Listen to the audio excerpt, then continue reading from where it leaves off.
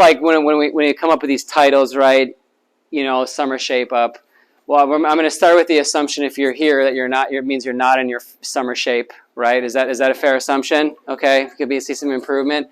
I'm going to incorporate a little bit of material that I did from a workshop I did a few weeks ago called "Get Your Beep Together" that I did up in Raleigh. Because ultimately, if we all had our beep together, then you wouldn't need to be here probably either. Anyways, right? So a lot of this is somewhat mindset, like as we were just kind of talking about. You know, in the back. And then I'm going to give you some really tactical things that work very fast, very efficiently, and really change your body chemistry over time versus just get some type of like quick result flash in the pan, which, you know, there's all kinds of ways to do that. There's all kinds of fads and gimmicks and things you can buy and pay money on and see 10 pounds come off in a month. But then you look at food the wrong way and those 10 pounds come back on plus another 5, right? Like that's how it works. So if you change your body though on a metabolic level, then you should see a steady decline and overall change inside of your body's hormones. That's how you actually change this, is you have to change on a hormone level, not on a surface level. So first couple things that I want to go over here. You're welcome to take notes. We are filming this though too, so you know, like if you want to just like listen, you can come back and you can watch this. We'll send you the video once we get it rendered. So excuses. I need my notes.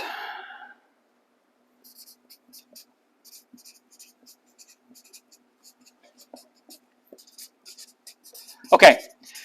So some of you maybe been a patient here for a long time, so some of these things might be familiar or you've heard it before. And that's okay, because the things that work are the things that need to be repeated, right?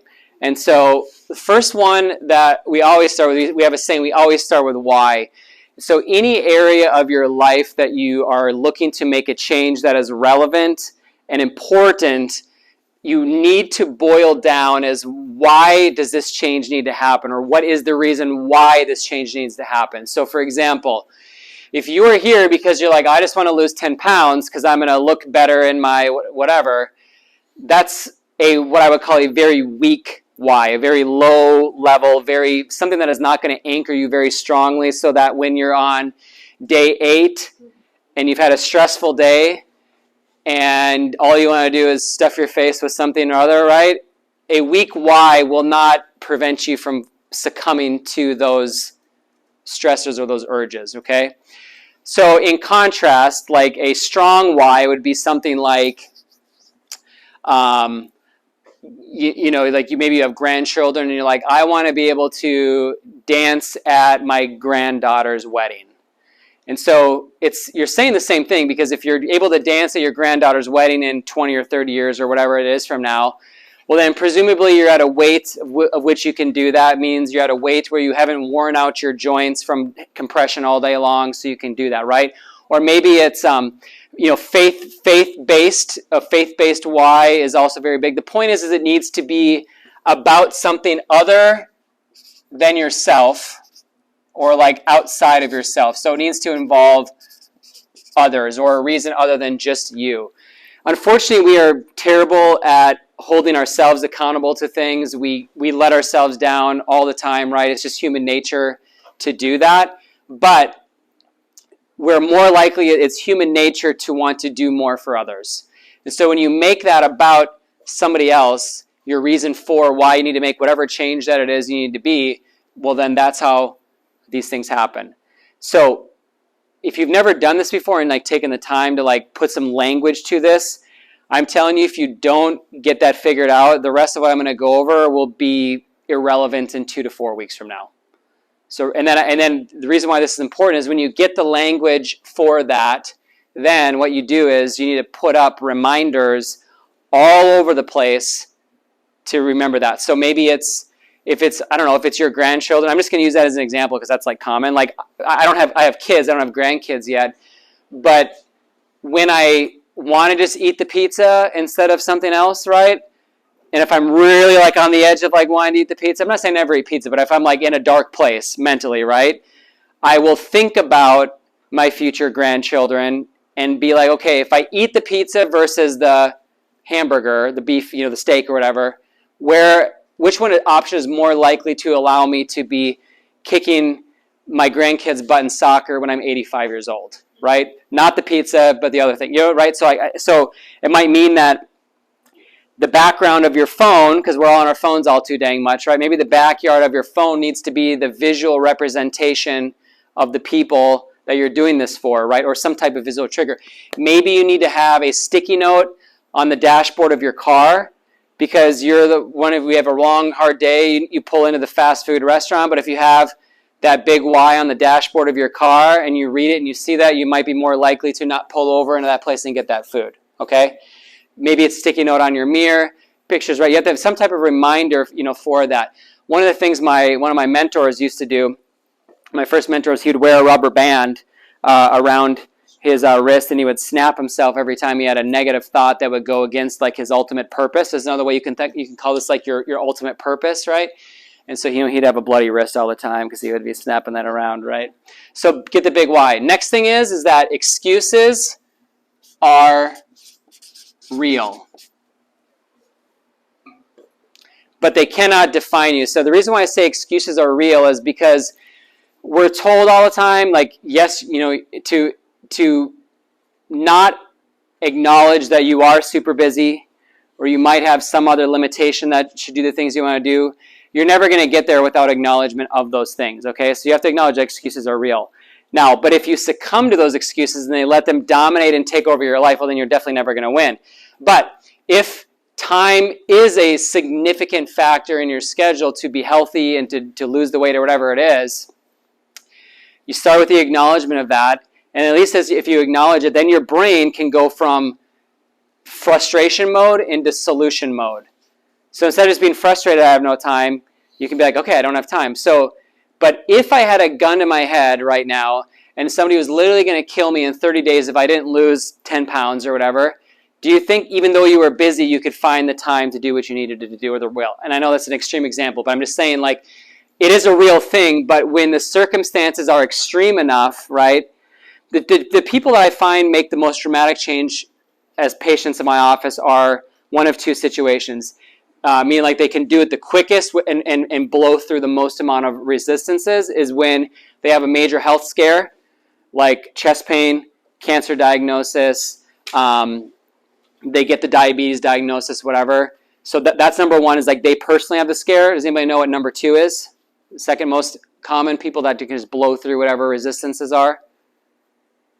If you had a guess, yeah. Somebody near you. Exactly, right?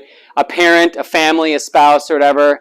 And all of a sudden it hits home that it's like, oh my gosh, if it's your parent, like that's me in 20 years if I don't do something differently, right? And I don't want that to be me. And so if I don't want that to be me, then I need to do something radically different than what he or she did. So remember, people outside of us, even if they do the wrong things, we can still learn from them, right? Not just the only right things our parents do, but the wrong things too. So those are it. Now, obviously, neither one of those things do we want to be the motivating factor, right? Because those are crappy situations, right? But they do work. So excuses are real. You start by acknowledging them. Like, what are the legitimate excuses in my life? Like, the reasons why I am struggling to do the things that I know I really should be doing, even without coming to this workshop, right? And then start figuring out, okay, well, if I had to, how would I solve this challenge? Okay? Next one is accountability. Nobody has ever done anything great in life without having a coach or somebody in their life that kept them on it. Because like I said, back up to here, we let ourselves down far too often. But if we have people that can, without prejudice, or maybe with prejudice, I should say, hold us accountable to what we need to be held accountable to, we're more likely to succeed with that. So now, if you have so spouse is a good starting place. But if your spouse has the same areas of weakness that you do, they can't be your accountability in the area that you're trying to gain success over, okay? They might have a strength in a different area that you need that accountability for, but if your spouse also struggles with the eating or the not working out or the whatever, it's like they can't be your accountability partner on that. You need to find somebody that is able. They don't have to be world class at it, but they need to be better at it than you are. You guys with me on that? Okay? And so spouses are ideal because of the proximity, but not if they're in the same boat as you. Like maybe you guys need to both get the same accountability partner, to do that. Now, accountability can be direct, which is best, meaning it's literally somebody that is like kicking your butt when they need to kick your butt, right? Or there also can be indirect ways to do it. So now indirect are good for some, but if you're the type of person that can sign up for the membership and be okay with your credit card running every month, but the confrontation of canceling it, or you at least you have that like, oh, next week I'll actually start utilizing it, then you can't have indirect. But so we'll use like a gym membership, for example. That's an indirect form of accountability because you're paying money for that. For me, I hate wasting money. And so I was trying to do this whole like working out at home thing for like, I was just trying to convince myself because I was trying to save money because I hate, losing money, right? So I'm going to save money. I'm going to work out at home. I buy some equipment and then I'm going to do it. And then but it just was not happening. Okay. So what I did is I finally signed back up for a gym membership. And I have not missed one dang workout since I've done that, because in my gym, they actually charge you if you miss a workout extra. So I'm like, boom, I love it. Sign me up for that, because I needed that level of accountability to get my stuff done, right? And so what I'm trying to say is this might be something like, also maybe you need to have the personal trainer because you're going to be paying the extra for that. Or maybe you have a really close friend that you're going to work out with, okay? And letting them down, meaning like bailing on them, like you just are not that type of person, so you're creating accountability that way. So you have to find accountability with that and figure out what that works. If you don't have accountability, again, you will only go so long, or at the first time you run into a rough patch. Like, it's always easy to get all this stuff done when life is easy, it's not stressful, there's nothing extra going on, right? All this stuff always falls apart when we get in a rut, when something starts rocking the wagon a little bit, and we're like, okay, it'll be better next week, and it doesn't always get better next week, and next thing you know, 1 week becomes a decade, right? And that's how it happens. What is it? What's the phrase? The pathway to ruin is paved with good intentions, right? Have you guys heard that phrase before? Or the road to hell is paved with good intentions, meaning few people end up overweight on lots of medications because they were excited about it, and they were like, oh, I'm just gonna. What are you kidding me? I'm going to eat ice cream every single day because I can't wait to have diabetes. Nobody thinks that way. But what do they think? Today was a rough week. I'm going to just cheat here a little bit, but next week will be better. I'll get on it, right? We've all had those thoughts. We still do them. I still do them. But then the thing is, the next week comes around, and the same thing happens. And, next week. We keep saying, or even tomorrow, right? Or shoot, breakfast, I know I shouldn't have stopped there and had that. I'll do better at dinner. And it's always like the good intention, like I'm going to do it again, but then we don't, okay? And so accountability, huge on that. And then lastly, and this is the short version. Again, if you really struggle with this process, go on my YouTube, or maybe the girls can send it. We play that. I went through like an hour of this stuff. Is creating a war plan, okay? And what a war plan is literally a schedule of your life to the greatest degree that you possibly can, because we have to fit things in. If you fail to plan, you plan to fail, right? So like in my life, you won't all be able to see this, right? But if you see, like, I got schedules and color coding, and I know where I'm supposed to be when, what I'm doing right. Orange is workout, green is work, okay? Yellow is specific family. It's not like I only spend the 15-minute block, but like I have specific family things, that we do at that time, like going to walk with my wife at this time, right? We always do that. Now, the concept with this is you need to have things that are solid yellow line and things that are dotted line. If you're driving down a road and there's a solid yellow line dividing the two lanes, right? Crossing over that is highly risky, yes or yes, right? Now, if you're going down a road and there's a dotted yellow line, well, presumably, as long as you don't see any danger, you're going to be safe to be able to go outside of that. So you have to learn at what things in my life are solid yellow lines, scheduled, blocked off, so that meaning, unless literally, I shouldn't say this out loud actually, so I'm not going to say that. And like the world is ending, okay, you're not deviating from that plan. So for most of us, if you have a job, like your job should be solid yellow line, meaning you're not missing work unless there's a crisis that is bigger than the consequence of missing work. You guys with me on that, right?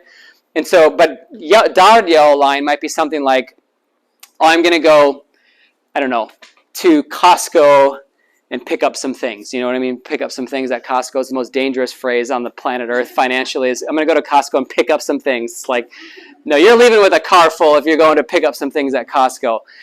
But meaning that, like, many things could probably take precedence over, like, running an errand, because it's not like life or death. Now, if you're like, I need groceries because we have nothing to eat in the house, that would be more of a solid yellow line time that you're blocking off, for that. You guys with me on that concept? So you have to figure out, okay, how do I schedule things in my life, okay, with this? So for me, when I made workout a dotted yellow line item, and I'm like, yeah, I have a break at lunchtime. I'm going to try to work out at that time, right? It never happened until I literally schedule for a class with my gym, and I get charged extra if I don't show up for that. So I turn it from dotted yellow line to solid yellow line, okay? For many of you, it's like if you struggle with what to eat and like running to, when you run to the end of a plank, like, walking the plank ride, and you're like, oh my gosh, it's 8 o'clock at night, there's nothing at home, that's when the big mistakes happen, right?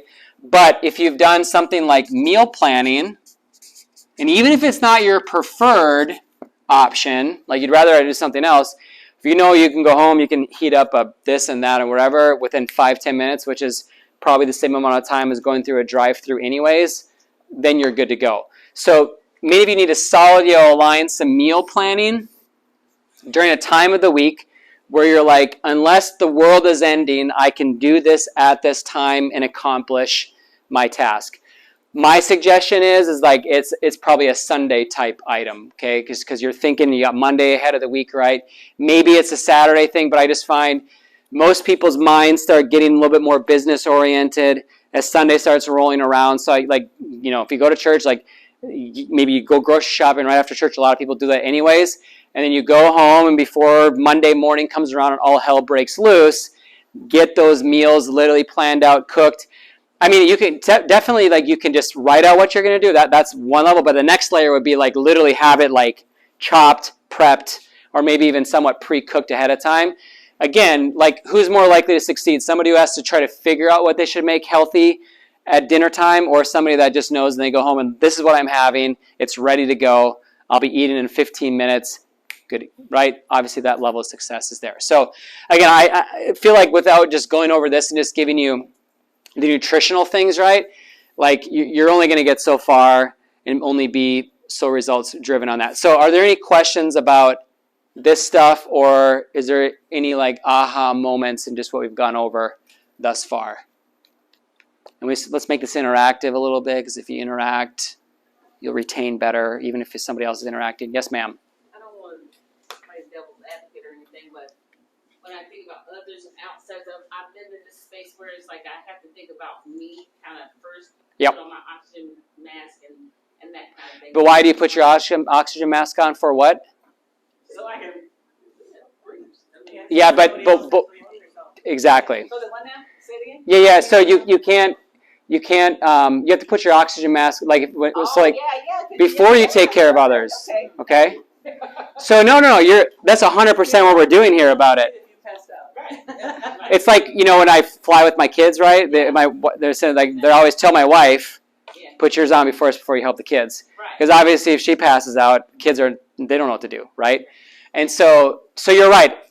You're not playing devil's advocate, but see how sometimes just a subtle shift in your thinking that it comes into focus, right? So yep, that's good. You can't be. There's a difference between being, and I'm going to use this word, I'm not going to get religious about it, but like there's all too often people try to be a savior for those around them, but they don't do it correctly, so they end up being a martyr. Right. Meaning, like, you can't help anybody if you're dead. Right? So, that's great. I love it. What else? Anything else that was like aha moments for you? Like you're like, this is what I have been missing, or I needed to hear this again. It's okay. I'm not going to call anybody out, but it just cool. All right. Again, spend some time on that, or on all these things, really. If you don't have accountability that you can trust, you can look to the person to the left and to the right of you. And if you know them or don't know them, they might being a great accountability partner for you. So if you don't have one, it might be the person to your right or to your left. Unless they're not a good accountability partner, then don't go with them.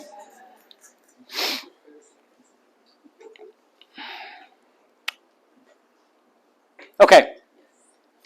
So when it comes to eating to like optimize your hormones, your metabolism, right, there are thankfully just a few rules that I believe are important. Now, there's no one size fits all, but there are some rules that are, in my opinion, they kind of cross the chasm of any age, gender, or situation. Okay, so I'm going to try to not get in the weeds too much of like super specific things because, but I will draw some lines in the sand here where I'm like, if you don't do these things, you will struggle. Okay, is that fair? All right. So the first. Well, and I guess it's not necessarily in particular order because these are all going to be important, is 3 meals a day are almost non-negotiable if you want to have a healthy long-term metabolism. Can you lose weight by intermittent fasting? Yes. Will it go on forever? No, you will hit a super hard brick wall with intermittent fasting, and it'll be far higher than you want it to. Because your body will shift to a starvation, thinking it's starving versus thriving. Exactly. But if you're meeting your body's... Now, if you have no stress in your life whatsoever, or very little, then you can probably get away with intermittent fasting.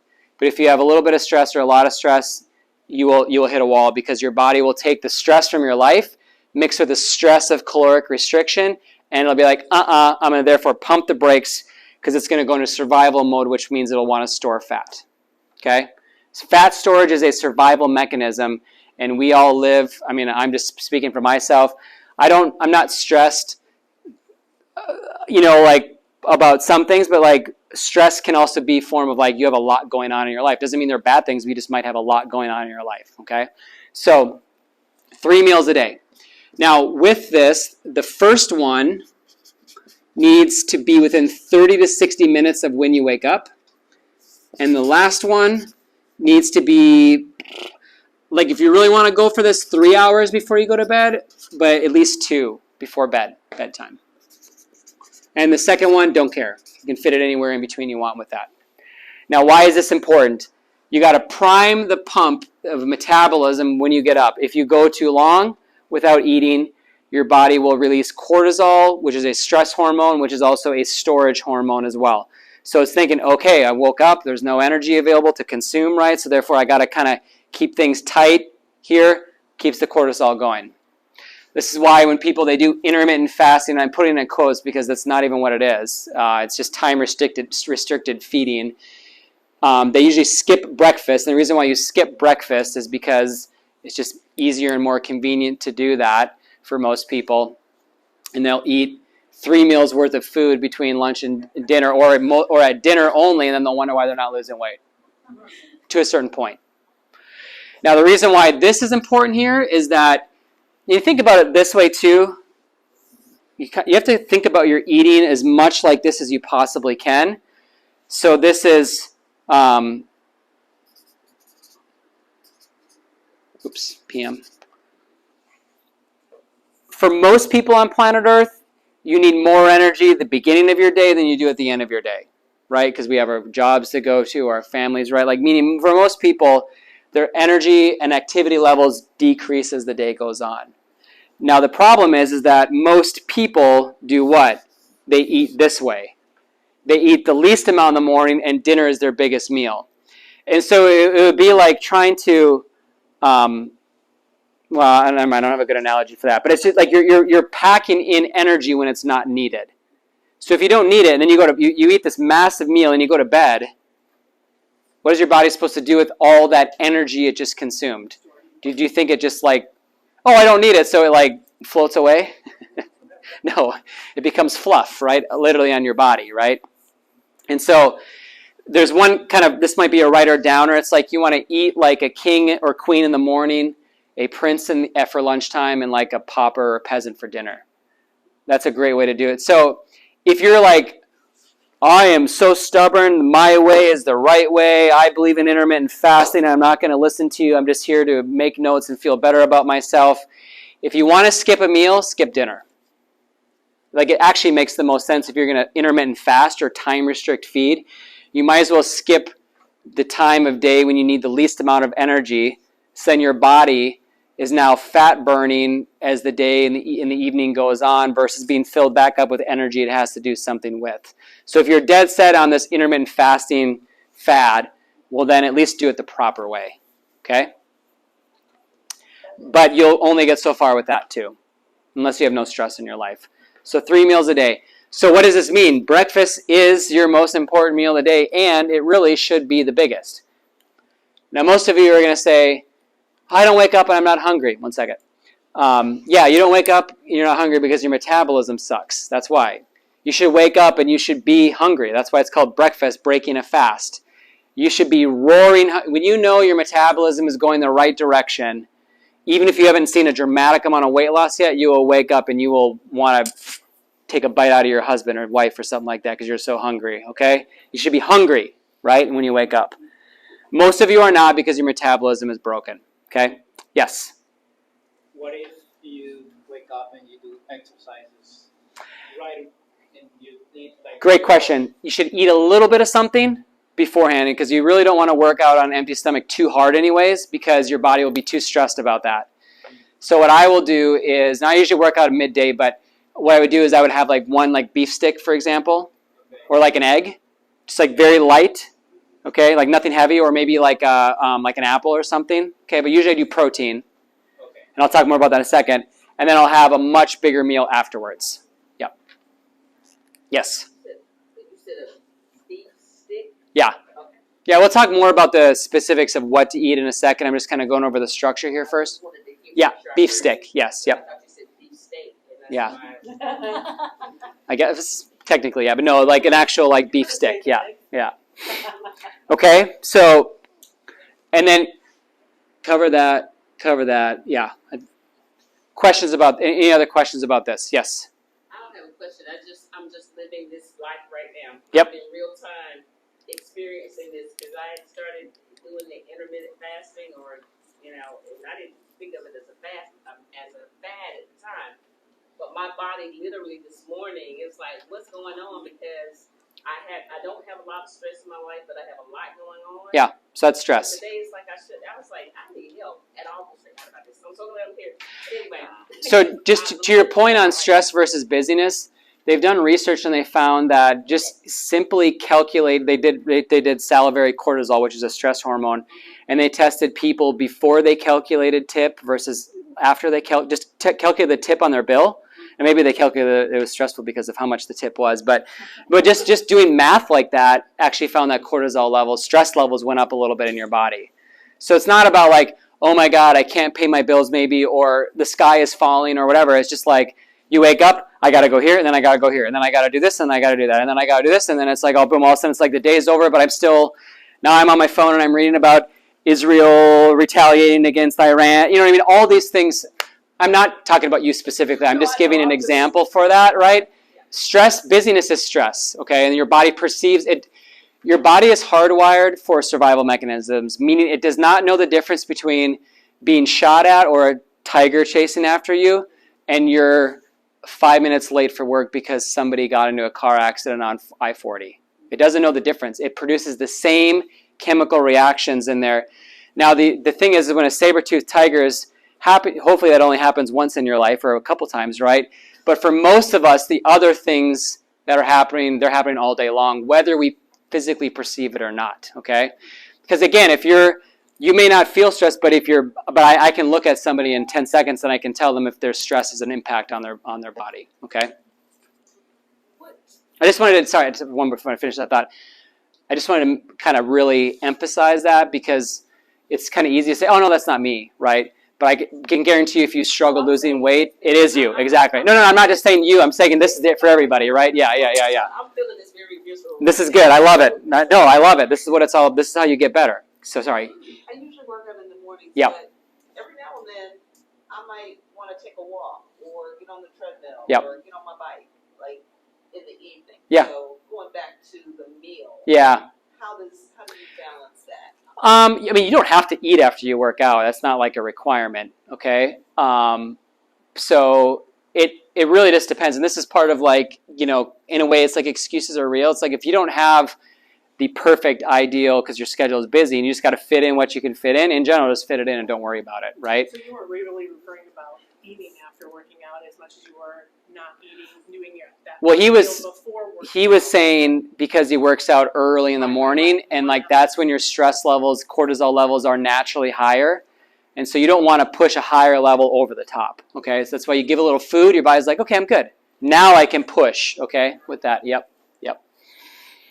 End of the day, cortisol levels drop because melatonin starts going up, right? So, you know, you're technically not, you can do harder workouts on with like less rules at nighttime because your levels of stress in your body chemically are naturally lower. Unless you're really screwed up, but like most people are not that screwed up, yeah. So did I answer your question? Kind of? Well, I was going back to when you mentioned needing more food in the earlier part of the day. But if you're doing a relatively harder workout in the evening, I would think that you would need, obviously, balance. Food, but, you know. Yeah, you would just do a little bit of, yeah, I mean, so are you saying you do this like before you would eat dinner? Or, I mean, after you would eat dinner sometimes? No, not after. Okay, well then I wouldn't worry about it. Okay. Yep, if you're doing it before dinner, because then you're going to be fueling your body a little bit at the end there. Yep, it's a great question. And there's no perfect, I mean, when in doubt, you know, you just get you just get it done, you know what I mean, right? And sometimes this does not have to be done perfectly to succeed. You just try to stick to this as much as you possibly can, okay? I don't have the 80-20 rule, I have the 90-10. 80-20 is not good enough anymore, unfortunately. There's just too many things stacked against us. And when you think about it, if you're eating 21 meals in a week, right? 90% of them good, 10% of them can be bad. If you need more than 2 cheat meals a week, like, come on, like, there's something wrong with you on that, all right? If you can't get away with having pizza twice a week or whatever it is your cheat meal, if you need more than that, like, come on, right? Like, let's get serious about this. 2 should be enough for that. And as you get better with this, you'll find your cheat meals get less and less cheatish because you just won't need it. And you just like, I just need a little bit, and you're like, boom, I'm good. Boom, I'm good. That's your phrase, like, boom, I'm good. I had a little bit of, boom, I'm good.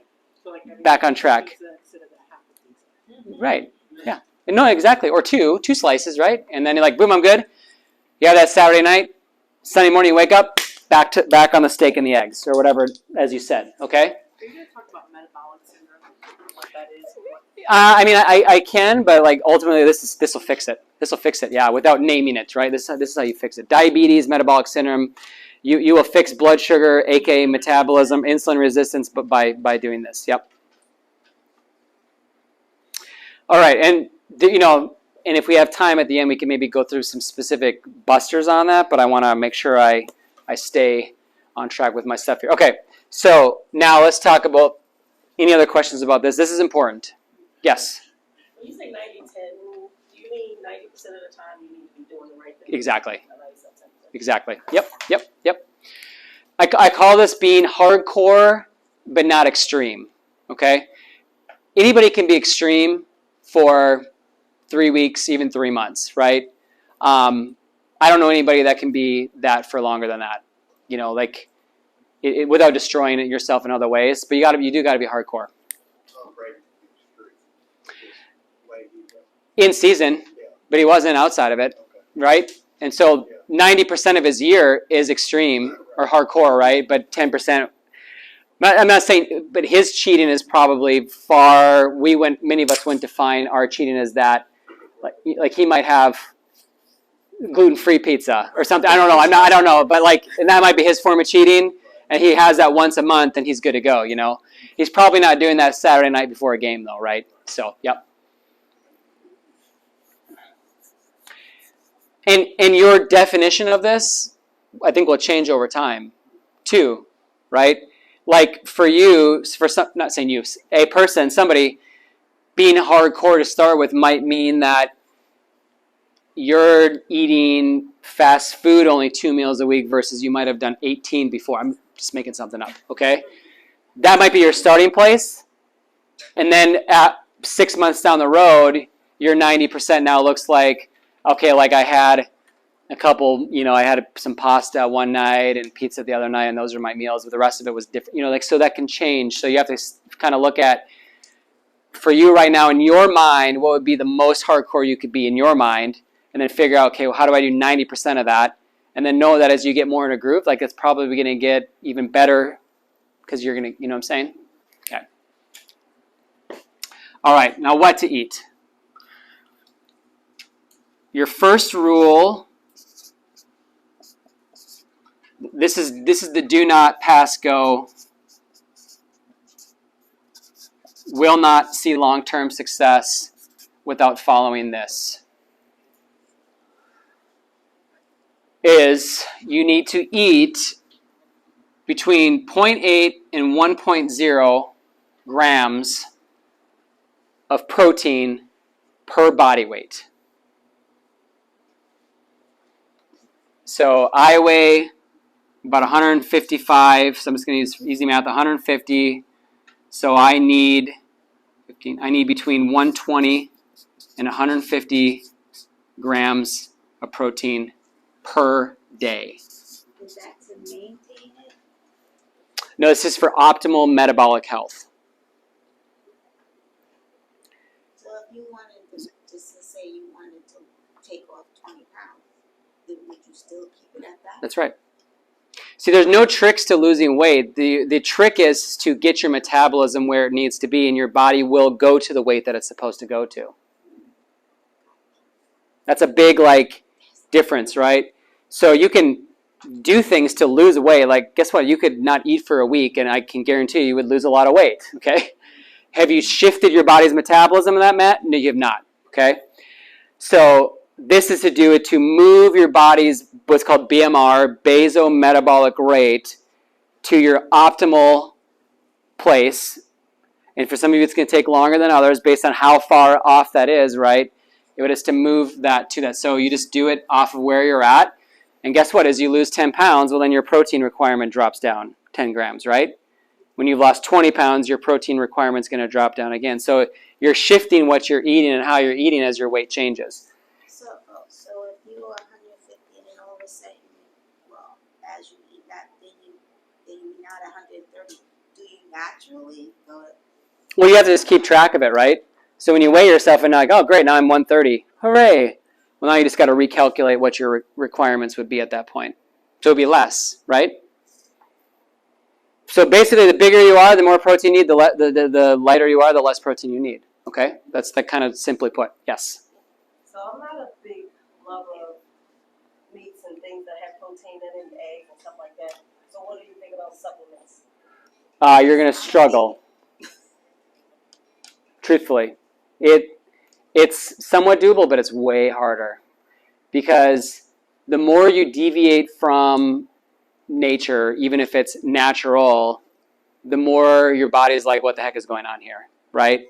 And so I had a protein shake this morning. We left the dentist, yada, yada, and it was just easy to make that real quick. So I'm not saying I never do that, but show me the people that's been having a protein shake for 20 years, and they probably have not had a massive amount of success losing weight, with that. So Hold on one second. Yes? How do you figure out, no matter what you're eating, how do you figure out how much protein stuff you're getting? Great question. I had a chicken sandwich for lunch. I couldn't tell you how much protein was not in it. If you're out and about, it's hard. If you're at home, it's easier. Just get a scale. You weigh it, and then you just go on Google, and so chicken. How much per ounce of chicken breast, how many grams of protein is that? You have 6 ounces there. It's like, boom, there's your number. And if you got a bunch of other stuff in there, it's not going to be a perfect measurement, but you're going to be close, to that number, right? So get a little scale on Amazon, and you can do this. Now, does that mean I weigh everything? I don't, but guess what happens? So you kind of have an idea. Exactly. So if he's got a chicken sandwich where he works, he knows the size of that chicken Yep. patty. And so, huh? But it's going to probably be within a certain range of itself, right? But yeah, so again, you're not need to be perfect on these numbers here, but I will tell you, anybody in here that has had trouble losing weight, I can almost guarantee that most of you are getting 50% or less of your requirement. I can almost guarantee that. And if anybody wants to challenge me on that, let's go through your day and we'll figure it out right now. And I'm not saying, but I will, because people will say, oh, no. But I'm like, yeah, like I've never found a person that was thin that was under eating on protein. Do they exist? Probably. Have I ever? I've just not seen it, right? In the same way, I've never found a person that was overweight or obese that was eating the amount of protein. I can tell you that for sure. Every single person I've personally worked with, they've been 50% or under. Because think about it, this is tough for some people, and I'm not saying it's easy. Excuses are real, right? If you weigh 300 pounds, you need to eat 300 grams of protein in a day. Just the thought of that makes me want to gag. Does it matter the protein? Some are more efficient than others. So to get 120 grams of eggs, that would be like 2 dozen. Yeah. So I don't recommend eggs as the primary way to get there, okay? I don't eat meat, how to... It's harder if you don't eat meat. Yep. Humans weren't designed to not eat meat. Exactly. So beef, like steak specifically, has some of the highest bang for the buck. Yeah, I mean, it means if everybody that's saying I can't eat meat because it makes my stomach, well, then it's your digestion's the problem. It's not meat. Well, it's been like that since I was a kid. Then your digestion's the problem. It's not the meat. So there's also a app called, like, there's a lot of these, but there's one called MyFitnessPal. Oh yeah. Yep. And you can literally plug in what you're eating, and it'll calculate it for you. What is it? MyFitnessPal. Pal. P-A-L. Like you're my pal, like my buddy. Yep. It's an app. They probably have an online website too. You literally also can even scan. I doubt this will be on here, but let's see if we can scan Dr. Living Goods and see if it'll. Yeah, look at this. So I scanned Dr. Living Goods protein. You type in how many scoops you do, right, and it'll automatically do the fat, carb, and protein calculation.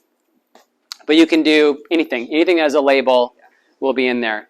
And then what I do is once I find meals that work, I just rinse and repeat those. I'm not saying I eat the same thing every day, but I'll eat the same meals frequently because I know this much gets me this much, right? Boom, boom, boom. I enjoy it. I can throw this in on a Wednesday. I know I'm going to get my 50 grams from that right there. Good to go. Okay? So you can like repeat meals of that. But it also is very helpful because if you don't believe me, you all can start tracking this and you'll see that I am right and that you're way below where you're supposed to be. So you can't know where you can find improvements if you don't know where you're at, right? So if you're at half of what you should be, well, my suggestion would be to not try to go to 100% the next week.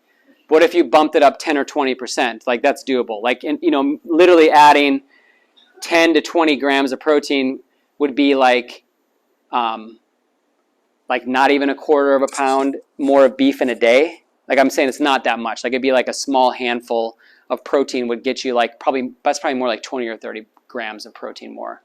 Protein is the most important part of this equation. By far. It's really the only thing I track. Yep.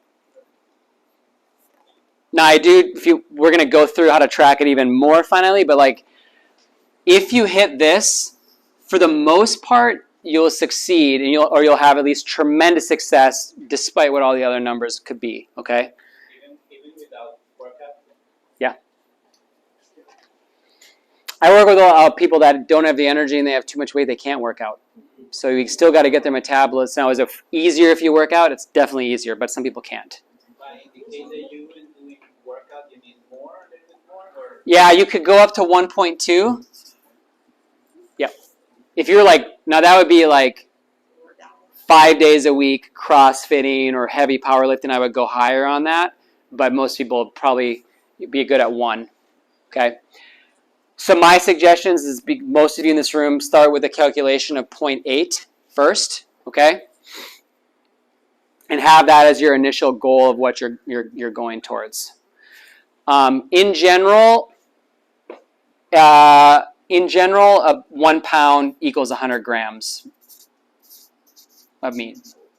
So yeah, you might need to eat 3 pounds of meat in a day, but you're not there yet. Nobody's going to be there yet if you're nowhere close to that. But that's like what you're working up towards. But guess what? The cool thing is, you start doing this and upping this number is going to go down faster, so that target is going to become more within what you might call a sustainable range. Okay, right? Because you're going to get to where you want to be by at least going towards that target, if that makes sense, right? So you guys follow me on that? Say 1 pound.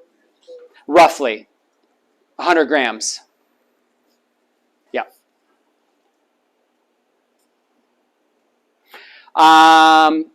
So I really recommend the app, or an app, or you can also just use Google and literally just Google how many ounces or how many grams of protein are in 80-20 ground beef. It'll tell you, right? Or chicken breast, chicken thighs, right? Chicken legs. You can literally calculate all this stuff, and it'll tell you for that. So questions about protein. Listen, if you're feeling overwhelmed from right now, it's okay, because that just tells me you can learn something about yourself. The reason why your body's metabolism isn't where you want to be is because you're probably really far away from this. And that's okay. If you didn't know where to start and how to go for this, well, then you're just going to keep spinning your wheels doing nothing. So now it's like, okay, I can, at the very least over the next couple weeks, try to up my protein by 10%. Are you going to be better off? You're going to be better off. Okay? So what if you have the correct weight, but you still have belly fat?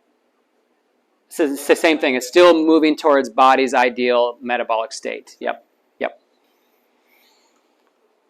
Now, there's certain circumstances we can get in the weeds. This is not for tonight. Like, yeah, we could maybe really hone in on that, right? But you'll see results going along those lines there. Yes? It doesn't matter what you eat at what time of day. Like, does it matter if I start my day with a yogurt or whatever versus start my day with a steak? Great question. Kind of, not really. I mean, like I would kind of think about it in this way, but I will tell you, if you don't get a lot of protein at your breakfast, you're gonna have a lot to try to make up on the back end. So what I will do for breakfast, I'll just give you this kind of tip here, is I'll do Greek yogurt, because that has a higher amount of protein in there. Okay, and then I'll usually do like a beef stick, because it's quick and easy and it's fast and it doesn't take any time. So I can make Greek yogurt, and I'll actually throw some collagen powder in there because that's good for the joints. So like this right here, yeah. This is going to give me like 45 grams on average before so I'm already at a third or more before, because then guess what? It's a lot easier to have a couple of beef patties or a steak at dinner than it is for breakfast. Just time-wise, convenience-wise, right? For me, in my mornings, they're quick. They're going fast. So this takes me less than 2 minutes to prepare. So like I don't have the excuse if I don't have time to make a healthy breakfast. Now, if I have more time, I will make some eggs and some sausage, right, and something like a little more time intensive. Not that it's that much, but like I will do a little bit more longer stuff when I have the time for that. Yeah. What should the pie look like of how much I'm caring about getting my protein for the day versus how much I should be watching my calories? So obviously, if you have to eat more protein. Yeah, I'm not worried about it. I don't track it. Okay. I just focus on this right here, and the rest takes care of itself. So, yep. What's that? Yeah. So okay. So in general, so this is, again, worry about this first, and you're hitting this. Then we have to start getting more nitty gritty. Okay. So the next thing I would start dropping down, if I'm like, or I guess if you want to maybe accelerate this, is that you would want to drop the fat intake down next. Carbs, surprisingly, as long as the only carbs I eat are I eat fruit all day, every day, pretty much. I will have rice frequently and sweet potatoes, occasionally. So like You stay away from refined sugars. yeah, I mean I have a lot of honey and maple syrup, but which I guess you could say is refined to some degree, but not in the way I think you're talking about there. So I will do 0 fat or low fat Greek yogurt, so I don't get extra fat there, right?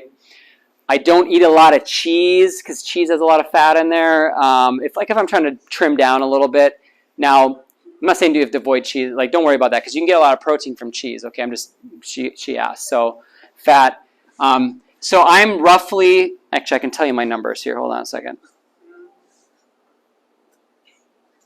I'm so conscious of the carbs because we got keto people in the house, and we've got, you watch all this stuff about, starving cancer and all this stuff. It's all low carb, and I usually do on average about 250 grams of carbs a day.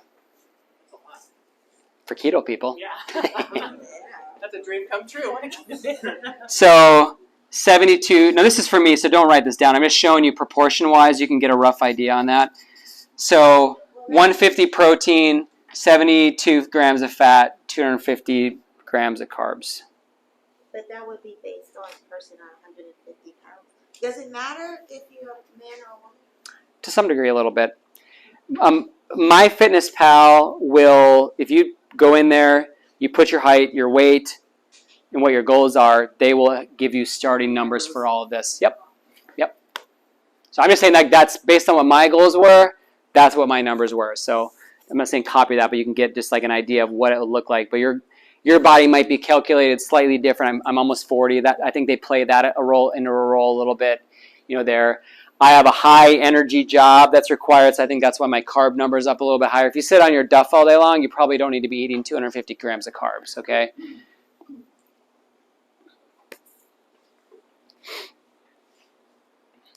So, what does this all boil down to? Every single one of my meals, which I guess breakfast it's not, although it does have meat in it. I do have meat at every meal, without fail. And I have fruit at every meal too. That's 90% of what I eat, okay, is meat and fruit.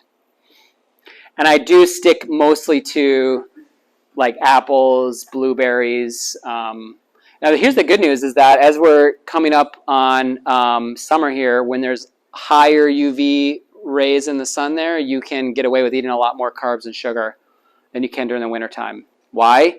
Because foods like that grow in the summer, not during the winter. Okay, so our bodies are hardwired to process higher quantities of carbs during the...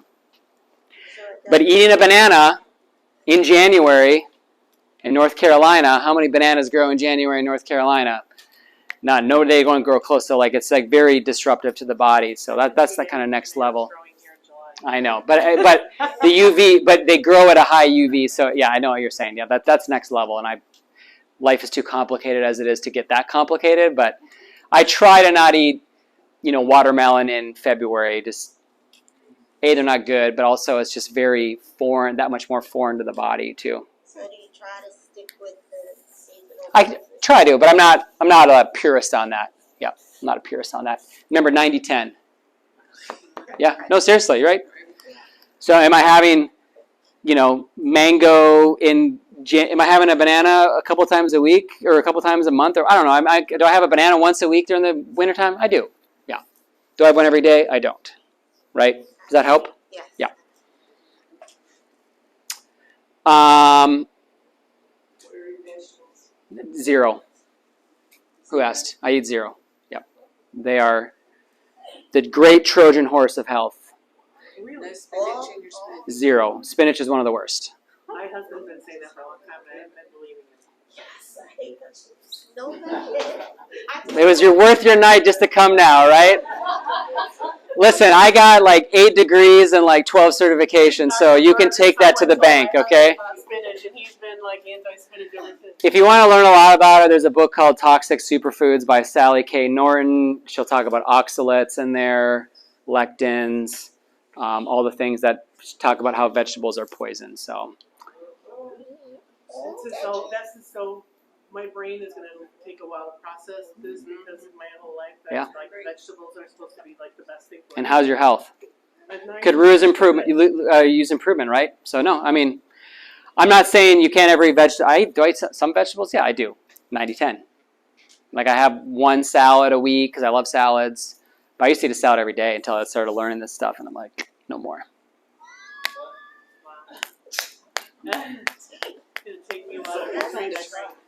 If you really want to go down, you can read a book called Guns, Germs, and Steel. And it talks Guns, Germs, and Steel. And it talks about, the migration patterns of human beings and how we first domesticated animals and how we shifted into an agrarian culture and civilization.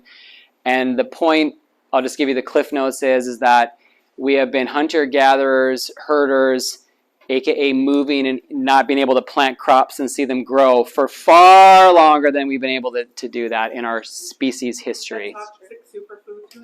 Sally Norton. Yep. She's got podcasts too. If you just want to get the super quick version, you can listen to podcasts that she's done, and she just goes through the highlights of it. Yep. Which is worse, vegetables or pigs? Or what? Pigs. Or pigs? Pizza. Oh, pizza? My Brussels sprouts or the pizza?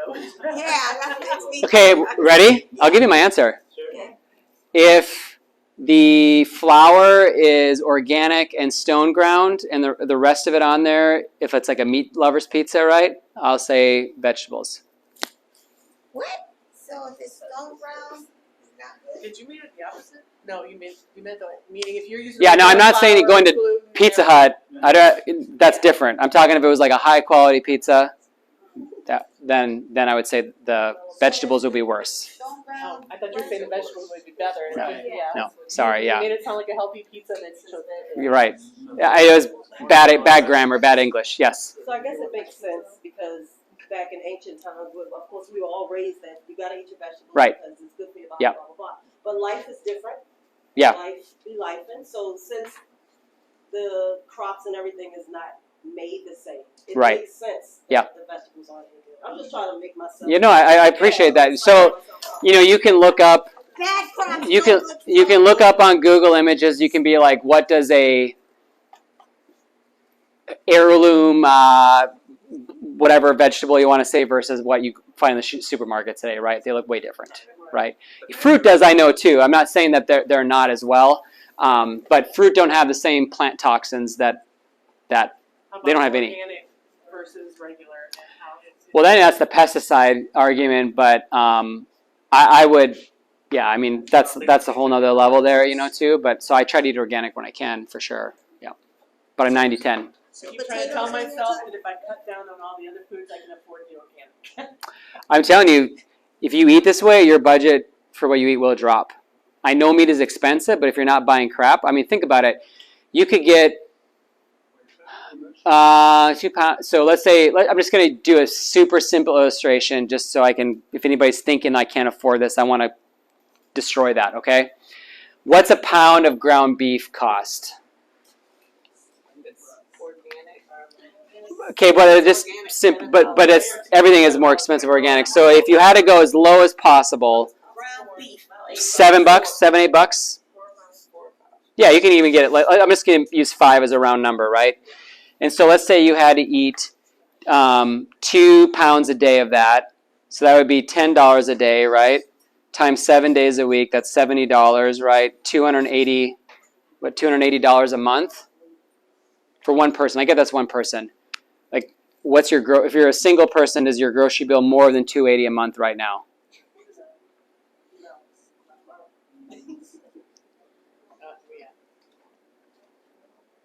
Or is it close to that anyways? Like, you see what I mean? $280 a month, that's, right? $10 a day, as my point is. Like, you can't, I mean, Chipotle's $15 now, you know what I mean, right? Exactly, yeah.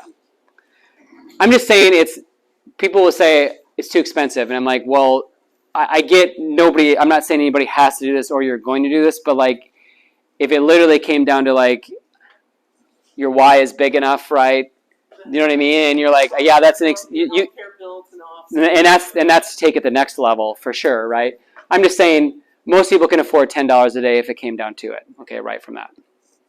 To do this if you want to be hardcore, an extreme, I guess, with that. So throwing a little bit of fruit or whatever on top of that, and that's going to go up. So I'm just saying it is financially doable for 90+% of people to eat this way. With kids, our bill has gone down because we don't buy, I tell you what, the most expensive things on the planet are the filler health foods. That's true. The $10 box of crackers that we eat in 10 minutes. So One that's got mostly air in it. exactly. And here's the thing too is you want to talk about being full, satiety comes from protein. Oh, yeah. So that's why you could eat 700 bags of chips and not be full. It's because there's no protein, no satiety in there. So do we add snack in here anywhere? If you do, it's got to be, I would recommend protein or fruit. You're saying beef stick, but I don't even know what that is. Oh, I mean, I know what a jerky is, but. Yeah, it's the same kind of thing. Yeah. I get chomps. They're chomps. That's what I was gonna Yeah, say. they're like grass-fed beef sticks. So it's like literally, You can order on Amazon. Thrive Market has some good ones too. it's like jerky, but it's technically not. Alright, so you But call it's- it a beef stick yeah. and you buy chomp. Chomps. Chomps is the brand. Chomps is the brand, Thrive yeah. Market, if you've ever shopped at Thrive Market. Thrive Market, that's yep. the good ones there. Yeah, they're not the only, I'm just saying I get, because I can order them on Amazon. If I run out, boom, I have them right then and there, Yeah. You can get them at Whole Foods, Fresh Trader Joe's. I've seen them even at Costco a couple times as well. So, I just don't Huh? like to look for turkey. Yeah. Yep. So Yeah. any meat stick. Yeah. Is what you're that's just for the saying. convenient, quick way of doing it, right? Yep. Right, like the tag along with A tag along, exactly. You got it, yep. Got it. Because there's 12, I think, grams on average in one of those. Okay. And so, I'm saying, if I don't want to eat 7 eggs for breakfast, but I still want to get my protein in, Right. I might have a couple eggs at home and eat the beef stick on the way into work, kind of thing. You tracking? Okay, cool. Is tomato considered a fruit or a Yes. vegetable? Yeah, it is a fruit, but it's also a nightshade, so it's super inflammatory. Yeah, Tomatoes. tomatoes, nightshades. Yeah. No, All right. the last thing is potatoes. That's the 7:15. I will take 5 more minutes of questions, and then I got you first next, and then they have my card if you want to email me something afterwards, because I do got to get home, because I do have kids that need to be put to bed. So hold on, he had one, then I'll get you right after. Go ahead. First, this is so good. Yes, you're welcome. Thank you for coming. Yeah, Do you include pork in your protein I do. mix? It's I have in my mind dirty. I know it is. So I get clean pork as clean as I can. I mean, for me, a life without bacon is a life not worth living. Turkey bacon. Right? It can't be turkey bacon. Why though? Why not just eat regular bacon? I think turkey bacon is gross. So why if I'm gonna cheat, why not just cheat? You know what I mean? See what I mean? So What's dirty pork? well, I mean clean meaning I try to get organic, right? There are some that I get from a co-op where it's I know they're doing it real legit. You want to share that co-op? Yeah, it's called Farm to Fork Meat. Oh, okay. Yep, Yeah, yeah. It's expensive, but we don't eat it a ton, So yes, but it's I am probably 90%. That's not true. I'm 75% beef because of cost, efficiency, ease. We can use it for all kinds of stuff. I'm probably 20% chicken and 5% pork. Now, I will tell you, this is not. I'm working on. I'm a work in progress too. Where I really want to be is 50% beef, 25% seafood, and probably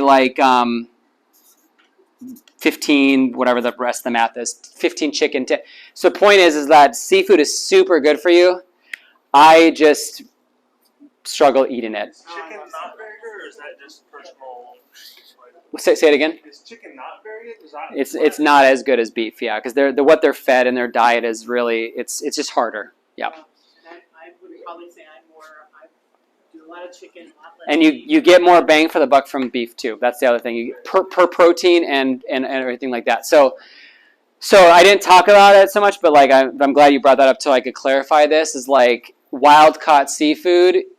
I mean, really, you could have that as the top of your list if that's what floats your boat. It doesn't float my boat yet. I'm like working towards it. I'm having to acquire the taste because I just didn't eat it growing up. I grew up in Minnesota. We never ate. If we ate seafood, it was 12 days old and tasted gross. So like I just have this like mental block.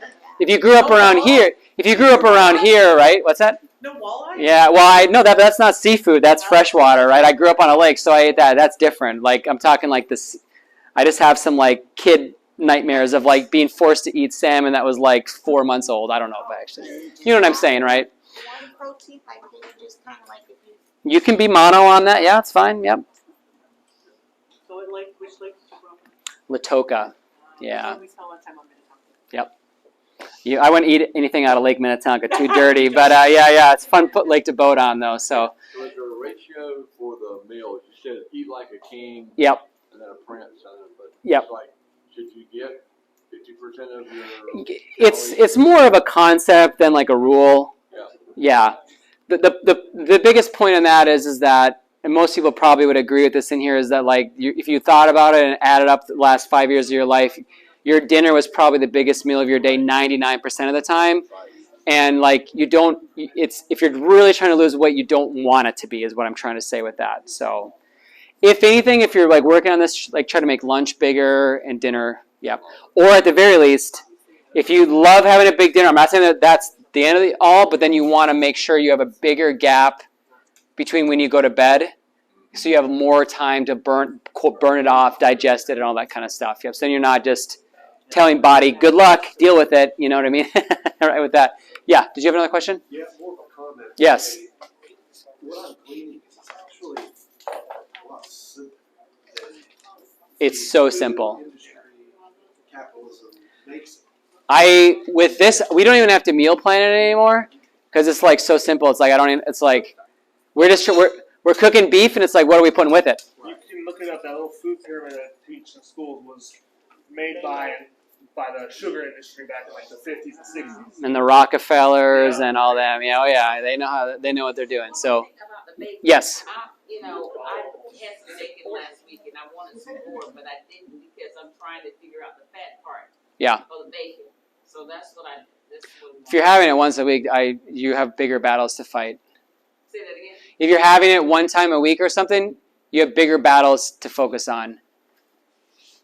Meaning, enjoy the bacon Okay. and focus on other things like that are like, yeah. Okay. I'm just saying, like, you can get in the weeds and all this stuff, but at the end of the day, if you're hitting your protein numbers, if you have eat the bacon, it's not gonna sabotage your results as having bacon like a little bit here and there, as an example. Or shoot, having pizza here and there is not gonna do it either. So, 10%. yeah, it is. Gotta go back and read it today. Yep. So a sweet potato at 10%? No, I eat sweet potatoes. I like fruit better. It's just easier, less work. Is potatoes not considered a vegetable? Well, they are a vegetable, but the root vegetables like carrots and like they're way lower in those toxins than they are in other things. So, yeah.